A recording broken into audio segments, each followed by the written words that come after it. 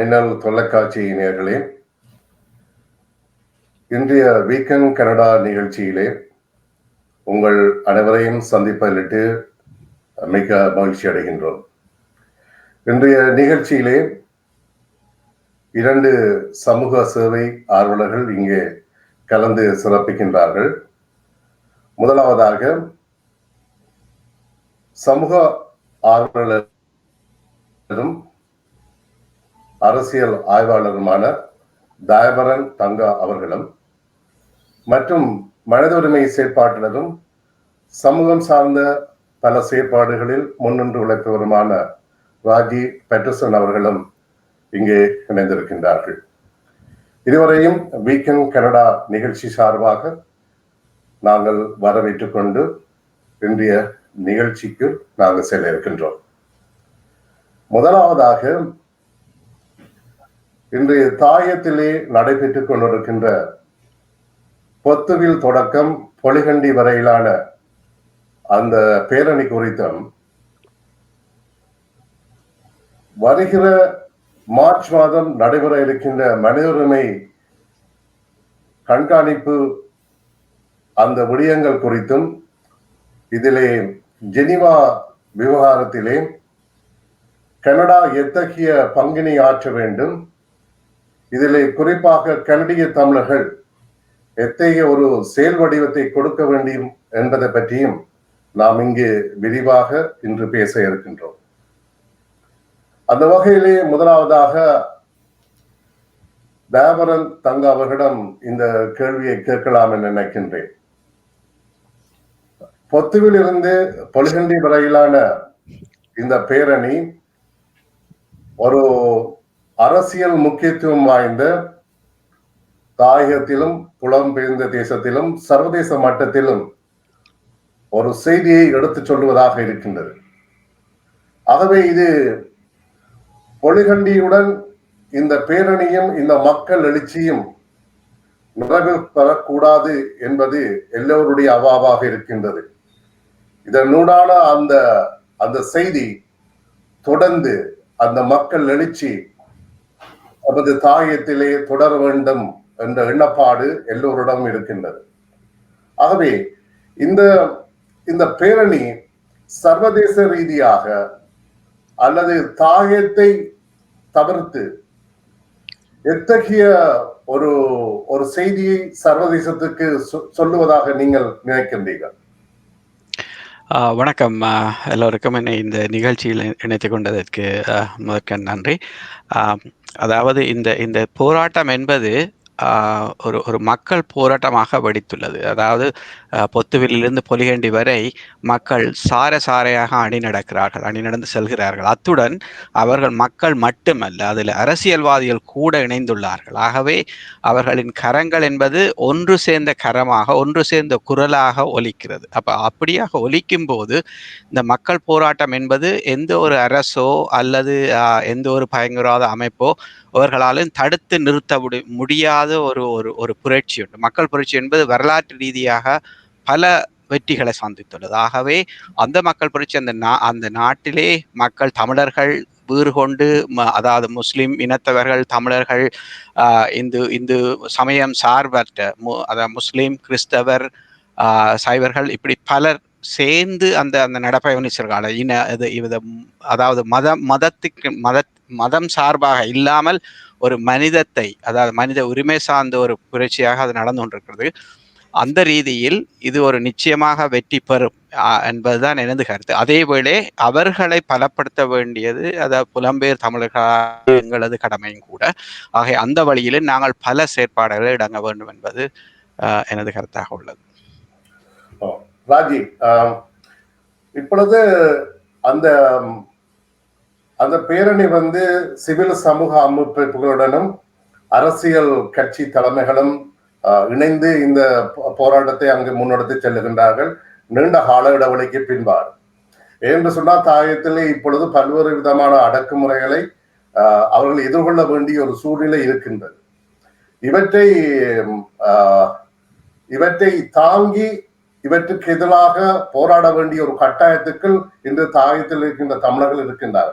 அந்த அடிப்படையிலே இந்த அரசியல் கட்சிகளுடைய குறிப்பாக இந்த தேசியம் சார்ந்து செயற்படுகின்ற அரசியல் கட்சிகள் இந்த சிவில் அமைப்புகளுக்கு இடையிலான இந்த பேரணியில் கூட சில சில இடங்களில் சில நெருடல்கள் ஏற்பட்டிருக்கின்றன என்று சொன்னால் சிவில் சமூக அமைப்புகள் சொல்லுகின்றார்கள் அரசியல் கட்சிகள் தங்களுடைய அரசியல் நடவடிக்கைகளை அல்லது தங்களுடைய அரசியல் நிகழ்ச்சி நிரலை இதற்குள் கொண்டு வர வேண்டாம் என்ற ஒரு நிலைப்பாட்டையும் எடுக்கின்றார்கள்.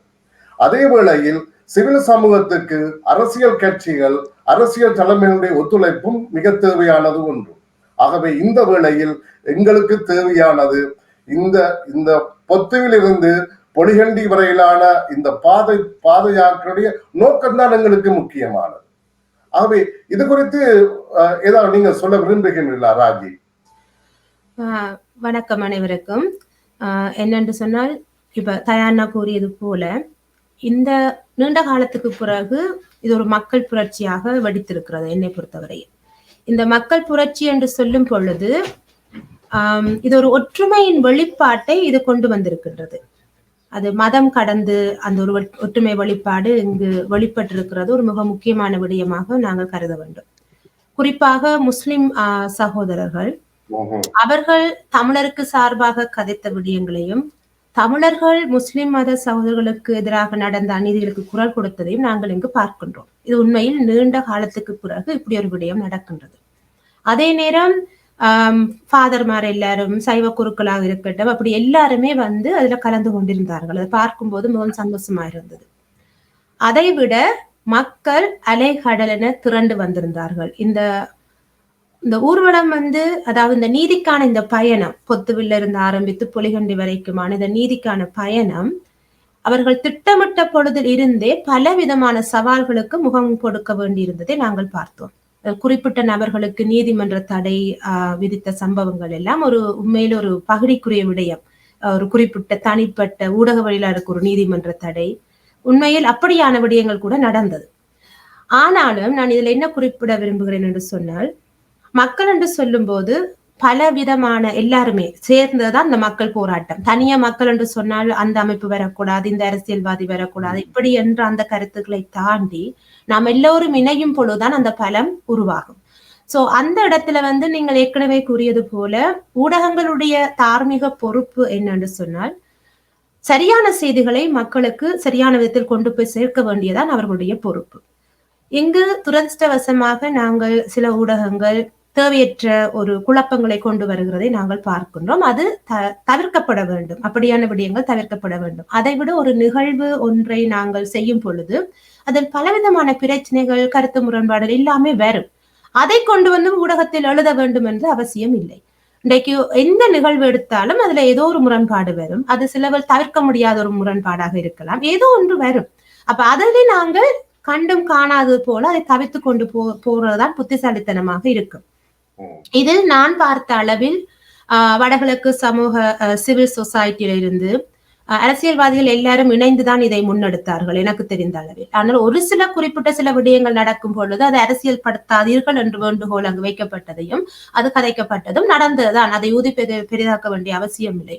ஒட்டுமொத்தமாக நாங்கள் பார்க்க வேண்டிய ஒரே ஒரு விடயம், தாயகத்தில் அவ்வளவு அடக்கு முறைக்குள்ளும் ஆயுதம் தாங்கிய படையினர் போலீசார் சுற்றி வர நின்று கொண்டு இந்த ஊர்வலத்தை நடக்க விடாமல் பல தடைகளை கொண்டு வந்த அந்த நேரத்திலும் எந்த ஆயுதங்களும் இல்லாமல் நிராயுத பாணியாக இருந்த நம்முடைய மக்களுடைய உணர்வுகளை அவர்களால் அங்கு ஒன்றும் செய்ய முடியவில்லை. எல்லாவற்றையும் அவர்கள் உடைத்தெறிந்து கடந்து அதை செய்தார்கள் என்று சொன்னால் அங்கு இருந்த அனைவருடைய பலம்தான் காரணம்.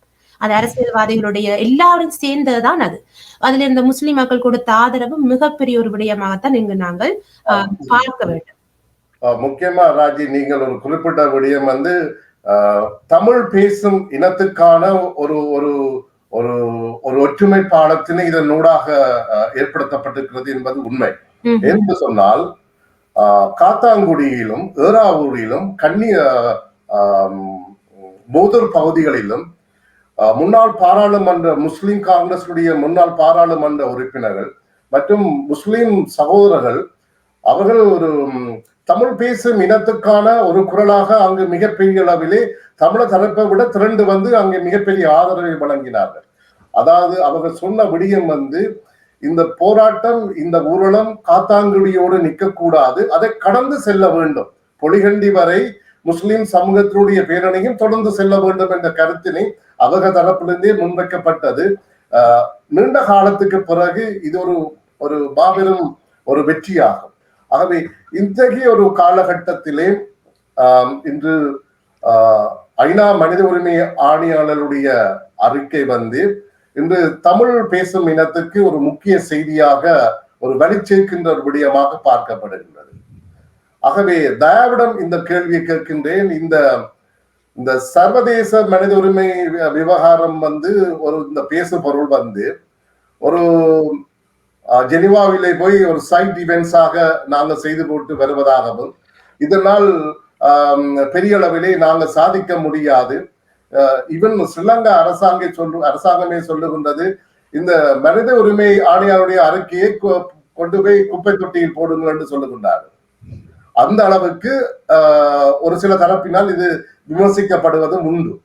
ஆகவே இந்த மனித உரிமை அமைப்பினூடாக நீங்கள் பட்டறிந்த அறிவின் மூலமாக தமிழர்களினால் தமிழர் தரப்புக்கான நீதி கிடைக்குமா என்ற ஒரு கேள்வி எழுப்பப்படுகிறது. இதை பற்றி என்ன கூற விரும்புகின்றீர்கள்?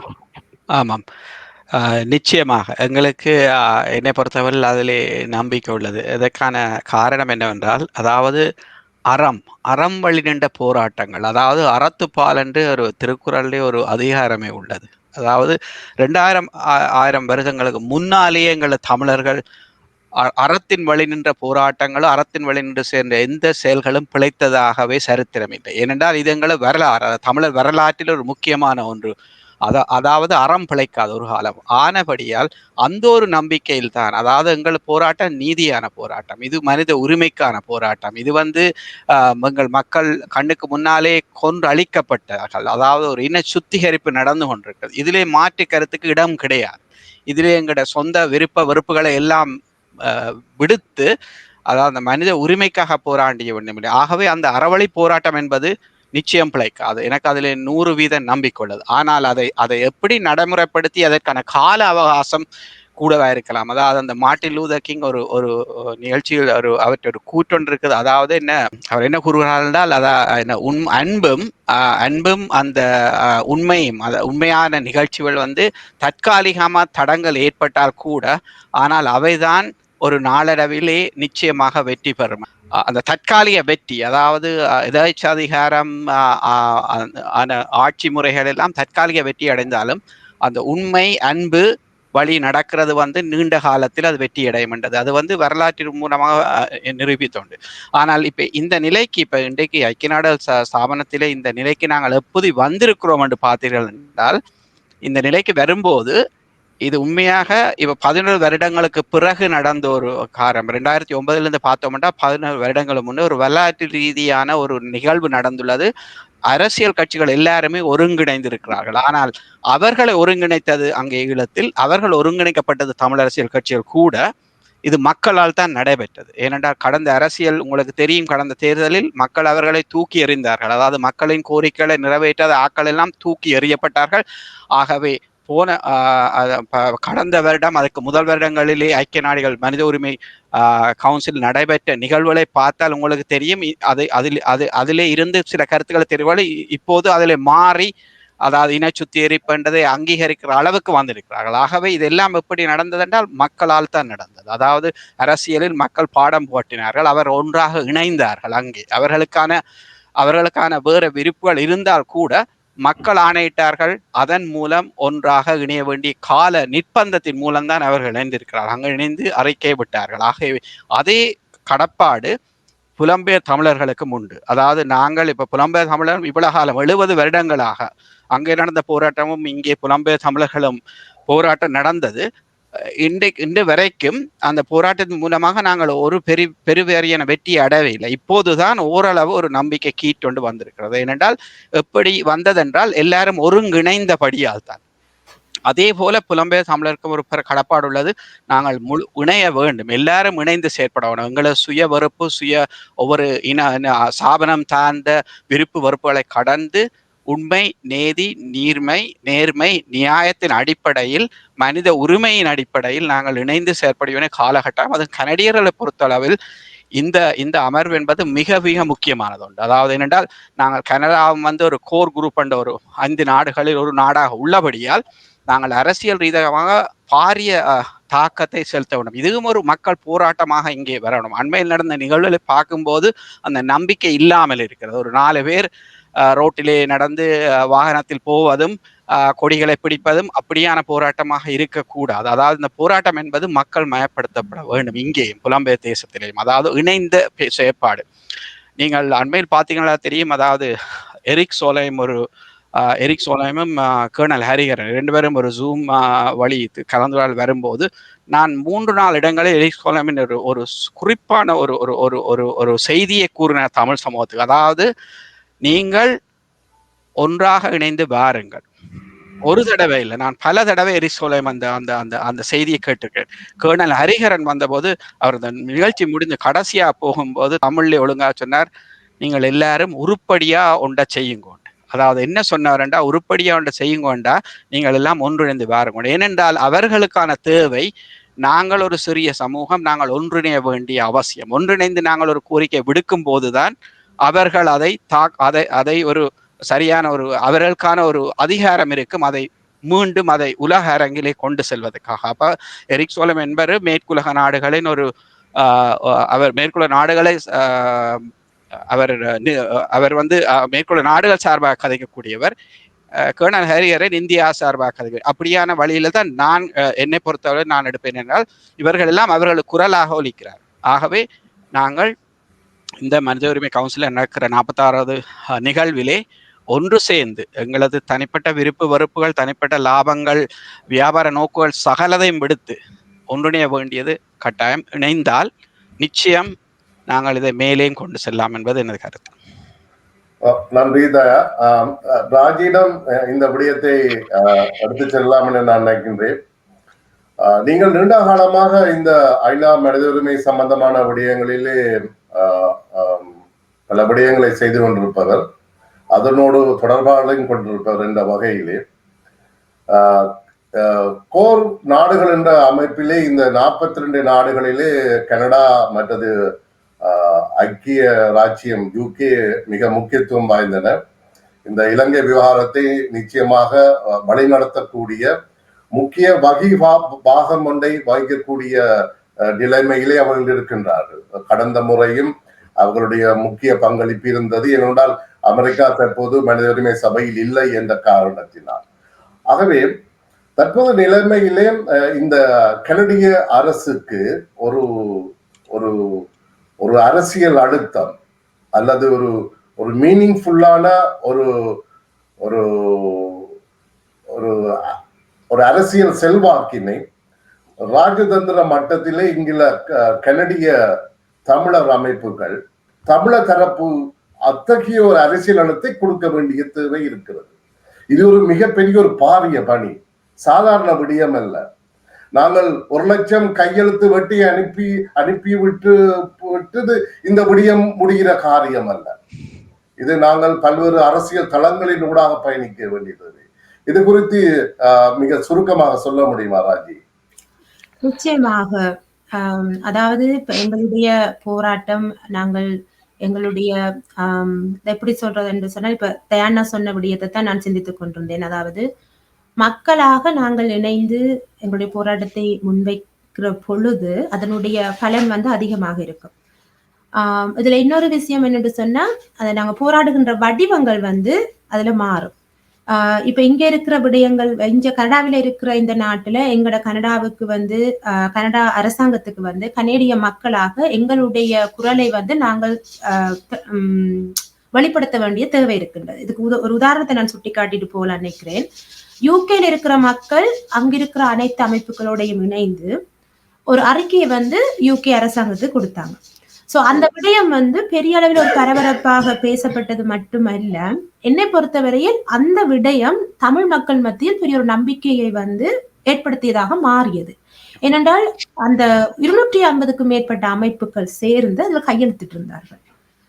இங்க கனடாவில வந்து ஒரு மக்கள் குரலாக எங்களோட விடயத்தை நாங்க சொல்ல வருகிறோம் என்று சொன்னால், இங்க இருக்கிற சிறிய சிறிய அமைப்புகள் எல்லாருமே இணைந்து இப்படி ஒரு விடயத்தை செய்யும் பொழுது அந்த மக்களுடைய குரல் ஒரு பலமாக ஒரு இன்னொரு வடிவத்தில் அரசாங்கத்துக்கு போய் சேருகின்றது. இப்படியான விடயங்களை நாங்கள் செய்ய உண்மையாவே தவறுகின்றோம்.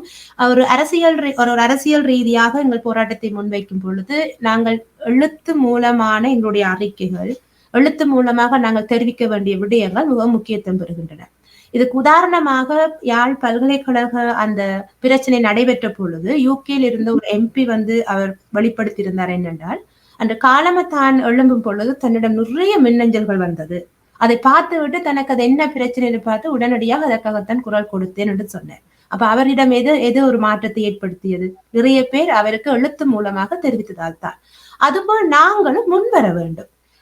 உண்மையில் நாங்கள் இங்க கனடாவில எங்கள் பிராந்திய எம்பிமார்ல இருந்து இங்க இருக்கிற அரசியல் ரீதியான இப்ப மினிஸ்டர் மாதிரி எல்லாரையும் நாங்கள் ரீச் பண்ணக்கூடிய இடத்துலதான் இருக்கிறோம். நாங்கள் பல இமெயில்கள் இப்படி போகும் பொழுது, பல அறிக்கைகள் இப்படி போகும் பொழுது அவர்கள் எங்களுடைய ஒன்று சேர்ந்த ஒரு குரலை வந்து அங்கு பார்க்கிறார்கள். அந்த இடத்துல குரல் கொடுக்க வேண்டிய தேவை அவர்களுக்கு இருக்கிறது. சோ அப்படிப்பட்ட விடயங்களை நாங்கள் நிச்சயமாக பயன்படுத்த வேண்டும் என்றது என்னுடைய கருத்தாக இருக்கின்றது.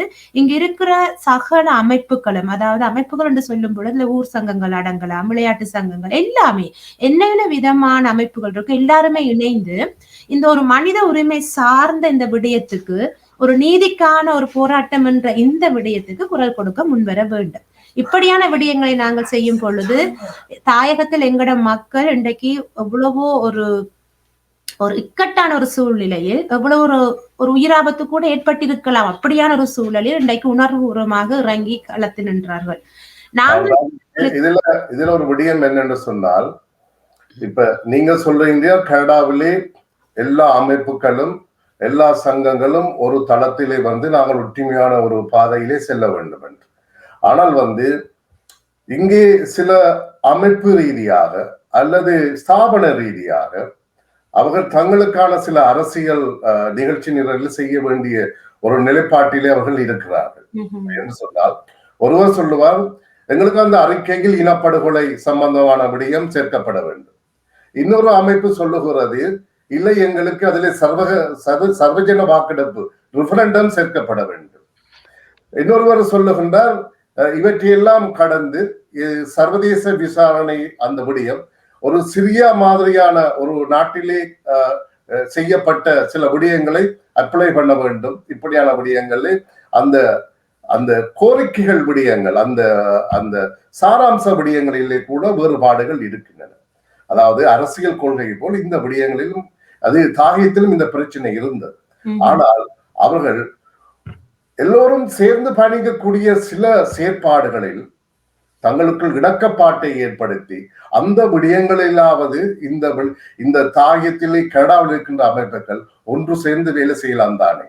இதில் அங்கு என்ன முரண்பாடு காணப்படுகிறது? என்னை பொறுத்தவரையில் எல்லாரும் கலந்து ஆலோசித்து ஒரு முடிவுக்கு வரலாம்.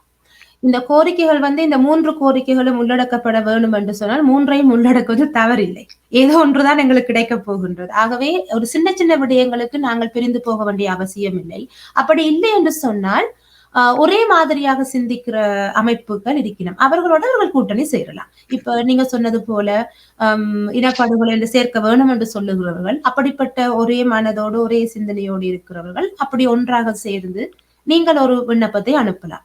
இப்ப ரெஃபரண்டம் நீங்க சொன்னது போல அல்ல சிரியா போல ஒரு சுயாதீன ஒரு விசாரணை கொண்டு வர வேண்டும் என்று கேட்கிறவர்கள் அவர்கள் ஒன்றாக இணைந்து செய்யலாம். அதுல எந்த பிரச்சனையும் இல்லை. ஆனால் எங்களுடைய அந்த நோக்கம் என்ன என்று சொன்னால், முக்கியமாக செய்யப்பட வேண்டியது என்னென்று சொன்னால், எங்களுடைய குரலை எங்களுடைய அரசாங்கத்துக்கு நாங்கள் எடுத்து செல்றதான் இங்க முக்கியமான நோக்கம்.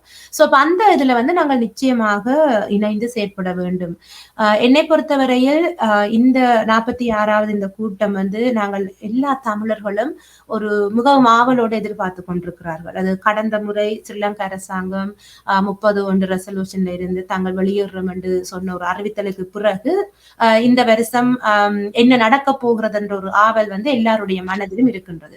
அடுத்தது வந்து இந்த முறை மிஷல் பட்லெட் அவங்களுடைய அந்த அறிக்கை அது ஒரு மிகப்பெரிய ஒரு எதிர்பார்ப்பை தூண்டி இருக்கிறது தான் சொல்லலாம். ஏன்னா இந்த ஒரு ஹியூமன் ரைட்ஸ் கவுன்சிலால இலங்கைக்காக வெளிவந்த ஒரு காத்திரமான அறிக்கையா இதைத்தான் பார்க்க முடியும் முதல் தடவையாக. இதுக்கு முதல் அறிக்கைகள் வந்ததுதான், ஆனா இப்படி ஒரு காத்திரமான ஒன்றாக உண்மையில் வரவில்லை. சோ இப்ப அந்த அறிக்கை வந்து ஒரு மிகப்பெரிய ஒரு எதிர்பார்ப்பு நம்பிக்கையும் எங்களுக்கு தந்திருக்கிறது.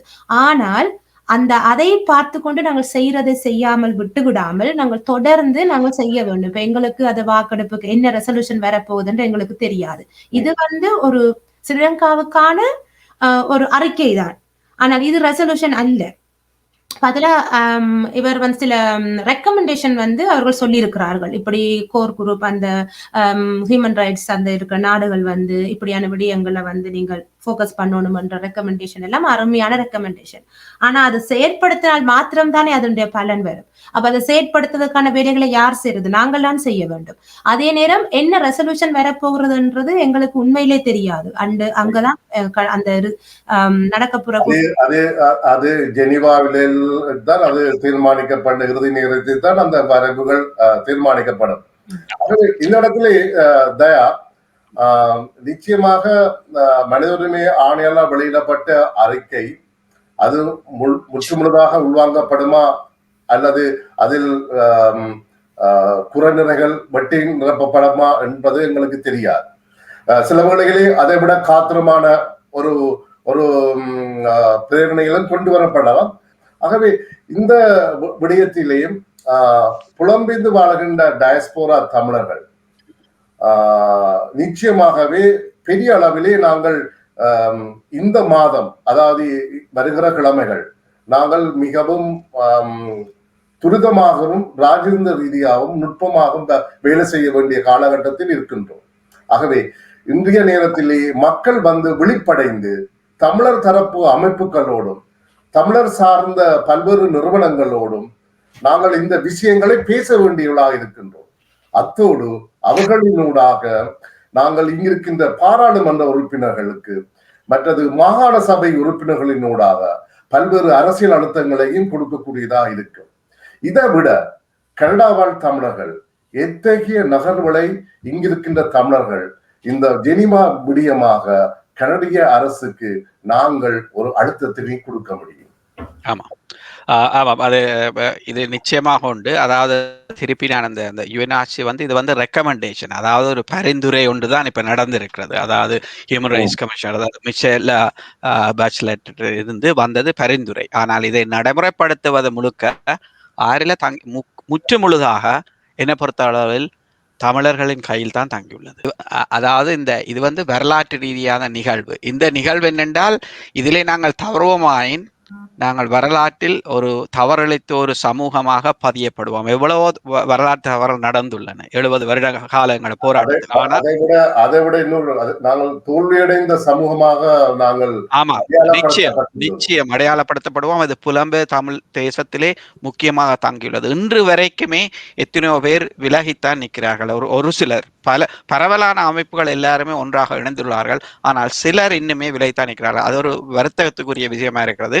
அதாவது நான் சொன்னேன் என்றால் வந்து முதல் மரபுரிமை திங்களோடு அவர்களுக்கு நேரம் போய்கொண்டது. அதாவது இந்த மாதம் என்பது தமிழர் மரபுரிமை என்பது சரி. அதாவது நான் பல இடங்களில் எழுதுவதுண்டு. அதாவது வேர் அருந்து இருக்கும் போது கிளையை பாதுகாக்க நாங்கள் முயற்சிக்கிறோம். அதாவது புலம்பெயர் தமிழ் தேசம் என்பது இங்கே தமிழை வளர்க்க வேண்டும் என்பது இப்போதைய தேவை அல்ல. முதல் எங்களுக்கான தமிழுக்கான வாழ்வாதாரம் உரிமை அங்கே நிலைநாட்டப்பட்டால் தான், அதாவது தமிழர்கள் பிறந்த இடம் என்று பார்க்கும்போது இலங்கை ஒன்று, அடுத்தது தமிழ்நாடு. இது பூர்வீகமாக தமிழர்கள் வாழ்ந்த பூமி. அங்கேதான் தமிழ் வளர்ந்தது. பூர்வீக இனம் இவர்கள். ஆகவே அந்த இனம் ஒன்று ஒரு பாதுகாக்கப்படாமல், அந்த உரிமை இல்லாமல் அந்த இனம் ஒன்று அழிந்து போகும். ஆனால் தமிழ் புலம்பெயர் தேசங்களில் வளரவே மாட்டாது. இது எனது கூற்றாக எடுத்துக்கொள்ளுங்கள். நான் இல்லை என்றால் கூட இதை வரலாற்று குறிப்பாக வையுங்கள். அதாவது தமிழ் அங்கே வளர வேண்டும். அதாவது தமிழ் அங்கே வளர்வதற்கு நாங்கள் எவ்வளவோ சேவை செய்ய வேண்டியிருக்கு. அதாவது யாழ்ப்பாண பல்கலைக்கழகத்தில் தமிழ் பீடம் இருக்கிறது, அவர்களுக்கு எவ்வளவு உதவி செய்யலாம். அண்ணாமலை பல்கலைக்கழகத்தில் தமிழ் பீடம் இருக்கிறது, தஞ்சாவூர் பல்கலைக்கழகம் இருக்கிறது, மதுரை காமராஜர் அவர்களை முனைவர் முனைவர் அரச அந்த சொற்றமிழ் அந்த வேர்ச்சொல் வித்தகர் என்று அரசேந்திரன் முனைவர் அவர் ஒரு தடவை கூறியிருந்தார். ஒரு அண்ணாமலை பல்கலைக்கழகத்திலே கவலையுடன் கூறியிருந்தார். அதாவது தங்களுக்கு பண உதவி பரவலாக தேவைப்படுறது தங்கள் ஆராய்ச்சி செய்வதற்கென தமிழ் வளர்க்கிறது. அதாவது தமிழ் வேர்ச்சொல் எவ்வளவு எப்படியாக வந்தது என்பதை ஆராய்ச்சி நடத்துவார்கள். அவர்களுக்கான பண உதவி இப்ப கீழடியில் பார்த்துங்கள், அகழ்வாராவை நிகழ்ந்து கொண்டிருக்கிறது. 2600 முதல் தடவையாக எங்களது வரலாற்றிலே 2600 வருடக்கு முதல் தமிழர்கள் அங்கே வாழ்ந்தார்கள். அதாவது சிந்துவெளி நாகரிகமும் கீழடி நாகரிகமும் தமிழர் நாகரிகம் என்று விஞ்ஞான ரீதியாக நிறுவப்பட்ட ஒரு சரித்திர காலகட்டத்தில் நாங்கள் நிற்கிறோம். அப்ப இந்த காலகட்டத்தில் நிற்கும் போது அவர்களுக்கான தேவையை யோசித்து பாருங்கள், எவ்வளவு தேவை அவர்களுக்கு தேவை. ஒரு அரும்பெரு காட்சியத்தை அமைக்கலாம் கீழடியில். அதை விட இப்போ அகழ்வாராவு 290 இடங்களை அடையாளப்படுத்தீர்கள் செய்வதற்கு. அவங்க இந்த தமிழை பற்றி நான் கதைக்கிறேன்னா நான் ஒரு நாள் முழுக்க கதை கொண்டிருக்கலாம். தமிழுக்கு நாங்கள் செய்ய சேவை அங்கே தமிழ்நாட்டிலேயும் ஈழத்திலேயும் எவ்வளவோ சேவை செய்ய வேண்டியிருக்குது. முதல் அதிலே நாங்கள் செய்ய வேண்டும். அதை விடுத்து அதற்கு மேலாக எங்களுக்கு அரசியல் ரீதியான உரிமை, சுதந்திரப்பட்ட ஒரு இனமாக நாங்கள் இருக்க வேண்டும். அப்போதுதான் நாங்கள் என்ன ஒரு சுதந்திரம் இல்லாமல் அரசியல் உரிமை இல்லாமல் நீங்கள் எந்த விதத்திலே முன்னேற முடியாது. ஒரு சமூகம் என்பது அந்த சமூகத்தின் அடிப்படை உரிமை பாதுகாக்கப்பட வேண்டும். அப்படியே இருக்கும்போது தமிழ் தானாகவே வளரும். அத்துடன் தமிழில் பல பல விஞ்ஞான ரீதியான புத்தகங்கள், ஆராய்ச்சிகள் எல்லாம் தமிழ் வரவேணும். தமிழை வளர்க்காக சும்மா வெறுமனே தமிழை படி என்பதால தமிழ் வளராது. அதாவது உங்களுக்கு தெரியும், பெர்க்லி யூனிவர்சிட்டியில தமிழ் இருந்தது. ப்ரொஃபசர் சிவத்தம்பி அங்கே விசிட்டிங் லெக்சராக இருந்தவர். 24 பேரு கிட்டத்தான் அதாவது முதல் ஆண்டில இருந்து PhD வரைக்கும் கிட்டத்தட்ட 24 பேரு கிட்டத்தான் அங்கே என்ரோல் பண்ணி இருப்பார்கள். ஆகவே அப்படியான 3 பேர் PhD செய்வார்கள், ஒரு 10 பேர் ஃபர்ஸ்ட் இயர்ல இருப்பார்கள். அப்படியான நிலையில தான் தமிழ் படிக்க இருந்தது. அதாவது எங்களுக்கு கலிபோர்னியாவில் இருக்கிற யூனிவர்சிட்டிலே அல்லது ஹார்வர்ட்ல இப்ப தமிழ்ச்சியா இருக்குது, அங்கே போய் படிக்கலாம். எங்களுக்கு எவ்வளவு வசதி இருக்குது. ஆகவே தமிழுக்கான வளர்ச்சி இங்கே கொண்டாட வேண்டியது தேவை உள்ளது. ஆனால் இப்ப அல்ல, இதுவல்ல நேரம். இன்றைக்கு தமிழ் மரபுரி மாதம் என்று பல நிகழ்ச்சிகள் இந்த மாதம் முழுக்க. ஆனால் எங்களுக்கான தயார்படுத்தல், அரசியலின தயார்படுத்தல், ஐக்கிய நாடுகள் மனித உரிமை சாபத்துக்கான 46 அமர்வுக்கான தயார்படுத்தல் எவ்வளவு இருக்கும் போது நாங்கள் எங்களது நேரத்தையும் பணத்தையும் அதிலே செலவழிக்கிறோம் என்றது ஒரு கவலைக்குரிய விஷயமா இருந்தது. இந்த மாதம் முழுக்க நாங்கள் எவ்வளவோ செய்ய வேண்டிய வேலை. இங்கே அரசியல்வாதிகளை நாங்கள் அதாவது மாகாண ரீதியிலே அல்லது பெடரல் ரீதியிலையும் நாங்கள் அவர்களை அணுக வேண்டும், அவர்களுக்கான அறிவூட்டலை செய்ய வேண்டும். எங்களுக்காக இவர் சொன்ன மாதிரி, அவர் ராஜி சொன்ன மாதிரி, அந்த பிரித்தானியாவில் அவருக்கான மின்னஞ்சல்கள் 1000க்கு மேல மின்னஞ்சல் வந்தபடியாத்தான் அவர் வந்து கதைத்தார். அப்படியான மக்கள், இது மக்கள் போராட்டம். நாங்கள் எவ்வளவோ அழுத்தங்களை கொடுக்கலாம். அதை கனடா பொறுத்த அளவிலே இன்னும் ஒன்று, இப்ப கனடாக்கு இதுதான் முதல் தடவையாக கனடா ஒரு தலைமைத்துவ பண்பை தலைமைத்துவ நிலையை எடுக்க வேண்டிய நிலைமை மனித உரிமை கவுன்சில். அதாவது கனடா இந்த லீமா குரூப் இருக்குது, அதை ரிப்ரசன்ட் பண்றது. அதாவது லீமாண்டா அந்த பிரேசில், கனடா, அந்த சிலி, கொலம்பியா, கோஸ்டாரிக்கா அந்த நாடுகளை சம்மந்தப்படுத்தி அந்த நாடுகளுடைய அமைப்பிலே உள்ளது. அதே போல பிராங்கோபோன் கண்ட்ரிஸ், அந்த ஆப்பிரிக்காவில் பிராங்கோபோன் கண்ட்ரிஸுக்கு கனடா தான் தலைமைத்துவம் நடக்கிறது. ஆகவே இப்படியான கனடா இப்படியான தலைமைத்துவங்கள் இருக்கிறபடியால் அவர்கள் எல்லாரையும் இவர்கள் இன்ஃப்ளூயன்ஸ் பண்ணலாம். அதாவது தங்களது ஆதிக்கத்தை, தங்களது வேண்டுகோளை விடுத்தார்கள் என்றால் அவர்கள் எல்லாரும் எங்களுக்கு அவர்களான ஆதரவை தெரிவிப்பார்கள். அதாவது 47 நாடு மனித உரிமை அமைப்பில் 47 நாடுகளில் 24-25 நாடுகளுக்கு எங்களுக்கு சப்போர்ட் தேவை. ஆனால் இதற்கான வேலை திட்டத்தில் யாரும் ஈடுபடுகிறார்கள். இங்கே கனடாவில் கேட்டால் அப்படியான நிகழ்வுகள் ஈடுபடுவதாக எனக்கு தெரியவில்லை இதுவரை. ஆனால் இப்படியான இது ஒரு மாதத்தில் நடக்கிற நிகழ்வு அல்ல. இப்ப இன்றைக்கு வந்த ரெசல்யூஷன் பலரின் வேலை, இப்ப பல வருடங்களாக நடைபெற்ற வேலையின், அதாவது பின்புலத்தில் நடைபெற்ற நிகழ்வுகளின் அடிப்படையில் தான் இந்த ரெசல்யூஷன் வந்திருக்கு. ஆகவே நாங்கள் செய்ய வேண்டிய வேலைகள் எவ்வளவு தொடர்ந்து என்கேஜ் பண்ணணும். அண்மையில் உங்களுக்கு தெரியும், இலங்கை அரசாங்கம் ஒரு லொபி குரூப் கலிபோர்னியாவில் ஒருத்தருக்கு $5 மில்லியன் கொடுத்து அரசாங்கத்தின் சார்பில் லொபி பண்ணுவதற்காக ஒருவரை நியமித்திருந்த ஒரு நிறுவனத்தை. அந்த நிறுவனம் நிதி அதாவது நிதி ஐஆர் இன்டர்னல் ரெவென்யூ சர்வீஸ் என்று சொல்லுவது, அதாவது வரி திணைக்களத்தில் அமெரிக்காவில் அவர்கள் வரி பணத்தை காட்டாதபடியால் அந்த 5 மில்லியன் அவர்களை இப்போ வழக்கு போட்டிருக்கார்கள். வழக்கு போட்டு 15 வருடத்துக்கு மேலே அவர்களை தண்டிக்கிற நிலைமை இருக்குது. என்றால் அரசாங்கம் கூட, இலங்கை அரசாங்கம் கூட ஒரு லோபி குரூப் பணத்தை கொடுத்து அரசாங்கமே லோபி குரூப் செய்யும் போது நாங்கள் ஒரு சிறுபான்மையினம் எங்களுக்கான எவ்வளவு தேவை இருக்கு. நாங்கள் நிரந்தரமான ஒரு பரப்புரை குழுவை ஒன்றை வைக்க வேண்டும். அதாவது பார்லிமெண்ட் கனடாவில் நிச்சயம் வைக்கணும் என்றால் அவர்களுடன் தொடர்ந்து நாங்கள் ஈடுபாடு செலுத்தி கொண்டிருக்கணும். அப்படியான தொடர்ந்து கதைக்கும் போதுதான் அந்த எங்களுக்கான அந்த அந்த அவர்களான தொடர்பை நாங்கள் வலுப்படுத்தலாம். அப்படி வலுப்படுத்தும் போதுதான் எங்களுக்கு கோரிக்கை நிறைவாகும். இது ஒரு நீண்ட தூர பயணம். அப்ப இதுகள் இதுவரை ஒரு மாதத்துல செய்யற வேலை இல்லை. இப்பவே அப்ப அதுகளுக்கான முயற்சிகள் வேணும். மற்றது கனடா பொறுத்தவரை, எங்களை பொறுத்தவரை நாங்கள் ஒவ்வொரு கண்ட்ரி குருலாக் கண்ட்ரிஸ் இருக்குது. அதாவது எங்க என்றால் எங்க நாங்கள் அப்படியான அந்த நாடுகள் கூட நாங்கள் எங்களோட அவர்களுடன் தொடர்புகளை ஏற்படுத்த வேண்டும். அவர்களோட வேலை செய்யணும் தொடர்ந்து. ஏனென்றால் 47 நாடுகளிலே 24-25 நாடுகளுக்கு மேலே எங்களுக்கு ஆதரவு தேவை. அந்த ஆதரவு இல்லாமல் இது நீட்டு போற ஒரு உரிமையா ஒரு அறிக்கையாத்தான் போக போகுது. அந்த அறிக்கை அதுக்கு அந்த 42 நாடுகளும் தான் தீர்மானிக்க போகின்றார்கள். ஆமாம், 47 நாடுகளில் தான் அவர்கள் தான் தீர்மானிப்பார்கள். அதற்கான ஆதரவு 24-25க்கு மேல 50 வீதத்துக்கு மேல ஆதரவு எங்களுக்கு தேவை.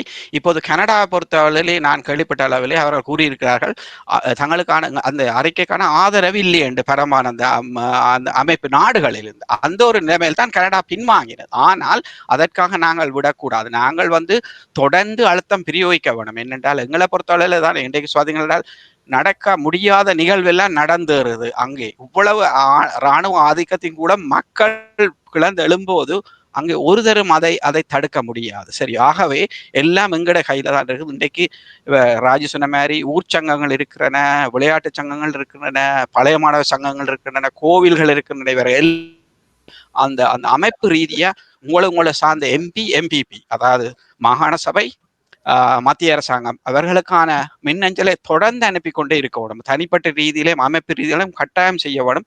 அது செய்யும் போது நிச்சயமாக அவர்கள் ஏலாதண்ட விடயம் கூட நடக்கிறதுக்கான சாத்தியம் உண்டு. அதாவது முக்கியமான விடயம் இந்த மத்திய ஒட்டா பாராளுமன்ற உறுப்பினர் ஒவ்வொரு கனடாவில் வாழ்கின்ற ஒவ்வொரு தொகுதி மக்களும் தங்களுடைய போஸ்டல் கோட்டின் ஊடாக உங்களுடைய பாராளுமன்ற உறுப்பினர்களுக்கு நீங்கள் இந்த ஐநா சபையிலே கனடா ஒரு முக்கியமான இதை செய்ய வேண்டும் என்ற விடயத்தை அங்கு சொல்ல வேண்டும்.